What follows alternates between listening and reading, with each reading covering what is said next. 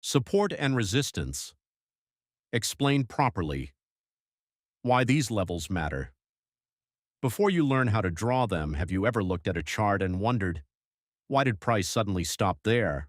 Or maybe you've seen price fall aggressively, touch one level, and then completely reverse. Then another day, price reaches what looked like the exact same level, and instead of bouncing, it crashes straight through it. You probably asked yourself, is support and resistance even real? Why does it work sometimes and fail other times? Am I drawing the wrong lines? If you've ever felt confused, you're not alone. In fact, support and resistance is probably one of the most misunderstood concepts in all of Forex trading. Many beginners believe it's just about drawing horizontal lines across the chart. Some think every time price reaches support, it must buy. Others think resistance always means sell. And after a few losing trades, they conclude, support and resistance doesn't work. But the truth is very different. Support and resistance isn't magic, it isn't prediction, it isn't a guarantee. It's simply a way of understanding where buyers and sellers have made important decisions before and where they may become active again. If you understand this concept properly, you'll stop seeing random candles. You'll start seeing the market tell a story. And that's exactly what this video is going to teach you. Welcome back to the Trading Jagaban. If you're serious about becoming a disciplined trader, not someone chasing quick money, but someone building real trading skills, you are in the right place. Let's begin with the question most people never ask. Why does support and resistance matter in the first place? Why this concept matters. Before you learn how to draw it. One of the biggest mistakes beginners make is learning how before understanding why. They rush to YouTube. Someone tells them, draw a line here. They copy it. Another person says, no, draw it here. They copy that too. Eventually, the entire chart becomes covered in lines, support, resistance, trend lines, channels, supply, demand, Fibonacci. And somehow, price still goes the opposite direction. The problem isn't that the indicators are wrong.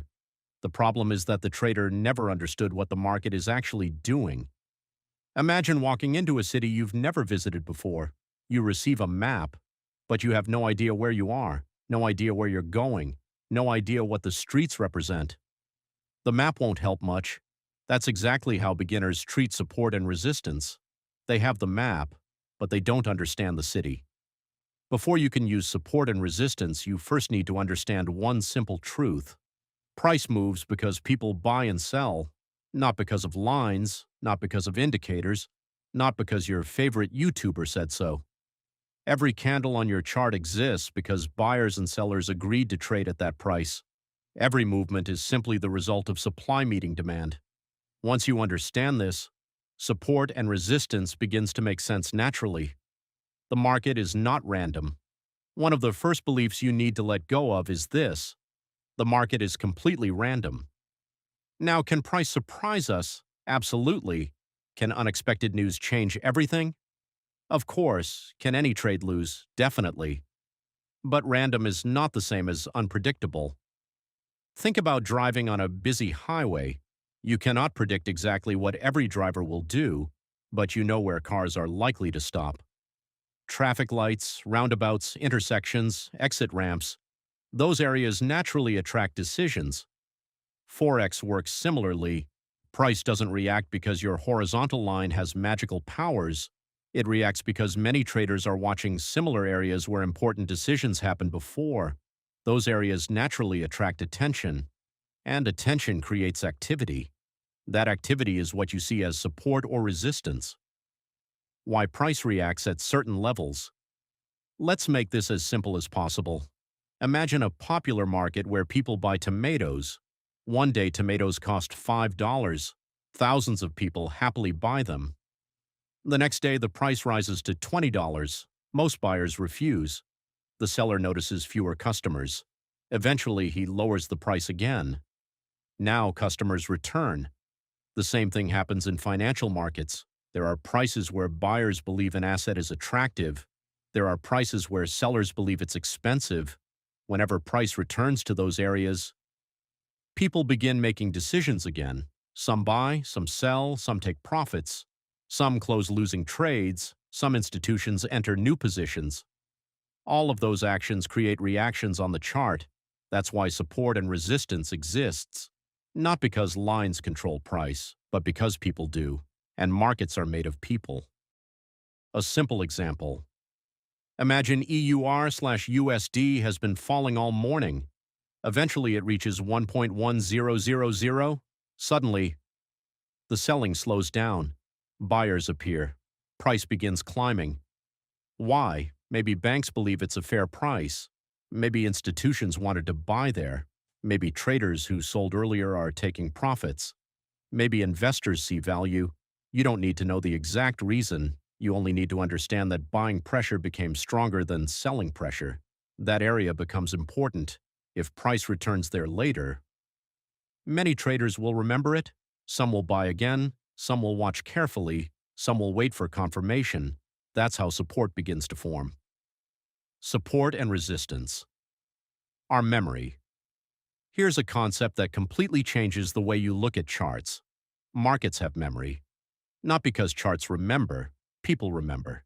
Imagine you bought a stock at $100. It falls to $80. Months later, it climbs back to $100. What might you think? I finally got my money back. You sell.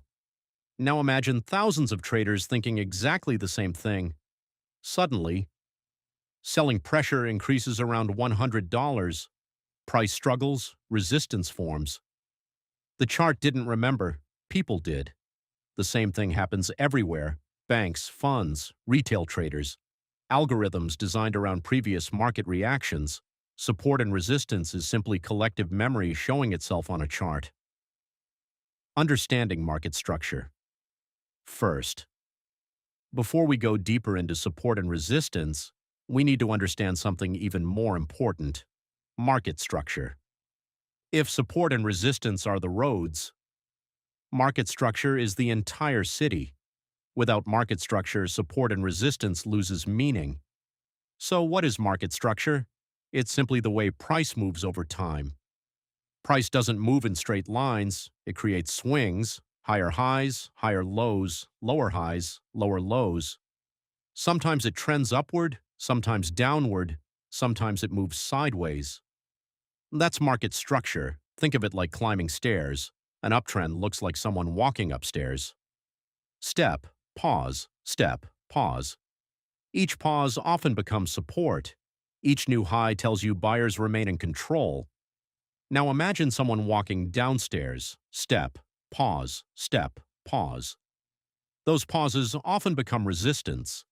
The direction tells you who currently has more control. This is important because support inside an uptrend often behaves differently from support during a strong downtrend. Context matters. Professional traders understand context. Beginners often ignore it. Why beginners get confused? Most beginners open a chart like detectives searching for clues. They zoom in, draw 20 lines, watch every candle, panic every time price moves 5 pips.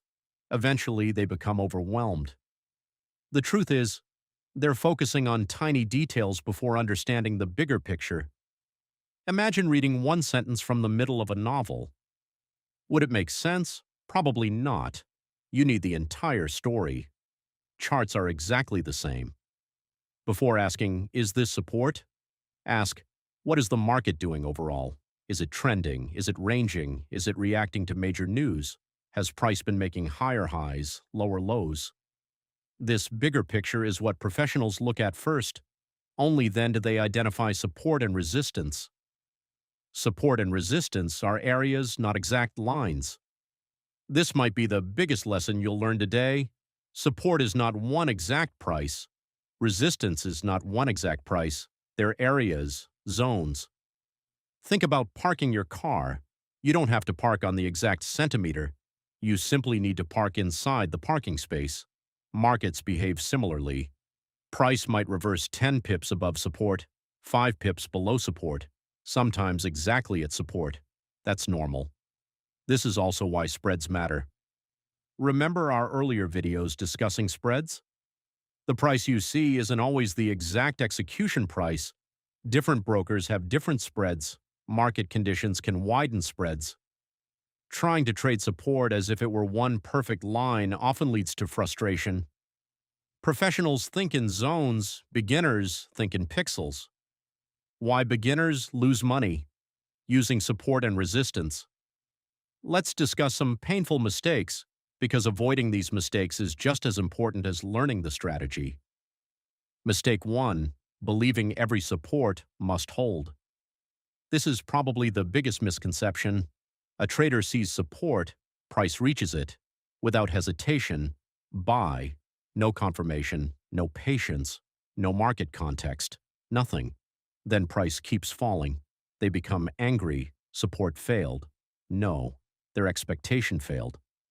Support simply means buyers may become active, not must. There is a huge difference. Mistake 2. Ignoring why. Price is moving. Sometimes beginners only look at lines. They completely ignore why price has been moving. If you've learned one thing from today's video, hit the like button.